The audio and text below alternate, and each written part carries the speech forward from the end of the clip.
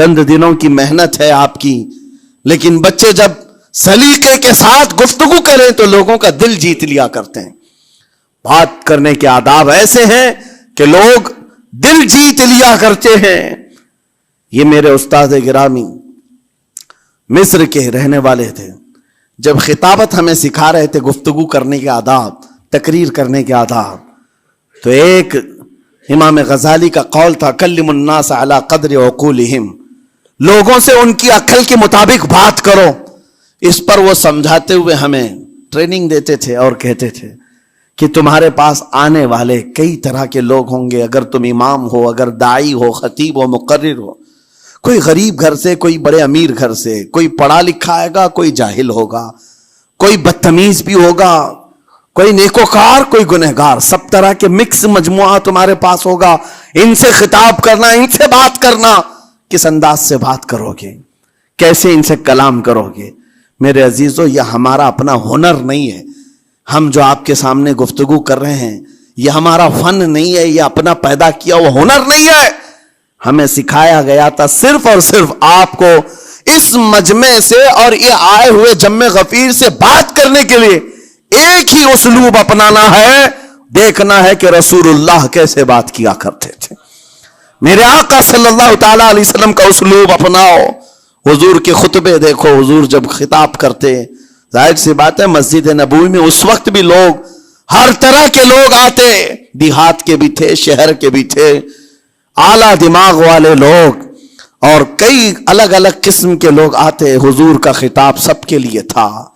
عزیزان گرامی، ان سنتوں پر عمل کر کے آج آپ اپنے لہجے کو بہتر بنا سکتے ہیں. بس میری گفتگو کا خلاصہ یہی ہے کہ اللہ تعالیٰ ہمیں زبان کا صحیح استعمال عطا فرمائے، ورنہ یہ زبان کی سختیاں اور اس کی کڑواہٹ ہمیں دوزخ میں بھی لے جاتی ہے، دوزخ تک لے جا سکتی ہے. اللہ تعالیٰ اس کی مکاریاں، اس کی عیاریاں اور اس کی شرانگیزیوں سے ہم سب کی حفاظت فرمائے. ساتھ میں یہ بھی میں بتا دوں، وہ زبان پاک نہیں بولتی، وہ زبان پاک نہیں بولتی جو حلال نہیں کھاتی. یہ بھی بزرگوں نے فرمایا ہے، یہ زبان پاک نہیں بولتی جو حلال نہیں کھاتی. اسی سے ہر کچھ گزرتا ہے، اندر پیٹ میں جاتا ہے. حلال لقمے اس سے گزارو تو زبان پاک بولے، اللہ کا ذکر کرے اور تمہیں زبان میں وہ لذت آنے لگ جائے. لیکن اس سے حرام لقمے گزارتے رہو گے، اس کے لہجے کی سختیاں بھی آ جائیں گی، اس کے اندر کڑواہٹ بھی آ جائے گی، گالی گلوچ، یہ سارے استعمالات یہ زبان کرنے لگ جائے گی. کیوں؟ اس سے حرام لقمے جو گزارے جا رہے ہیں. اس چیز کا بھی خیال ضروری ہے. زبان کو جس طرح کا پیٹرول دو گے ویسی چلے گی یہ گاڑی. جس طرح کا ڈیزل اس کے اندر ڈالتے ہو، حرام یا حلال، یہ بہت معنی رکھتا ہے. اور ایک بات یہ بھی سن کر کے چلے ہیں کہ حضرت سلیمان علیہ السلام کے زمانے میں ایک مناظرہ ہوا تھا علماء کا. بعض لوگوں نے کہا کہ انسان کی ایک جماعت تھی، انسان کی زبان افضل ہے، منہ افضل ہے، اس لیے کہ وہ اللہ کا ذکر کرتی ہے. بعض نے کہا کہ نہیں، انسان کے پیچھے کا مقام اچھا ہے، اس سے بہتر ہے.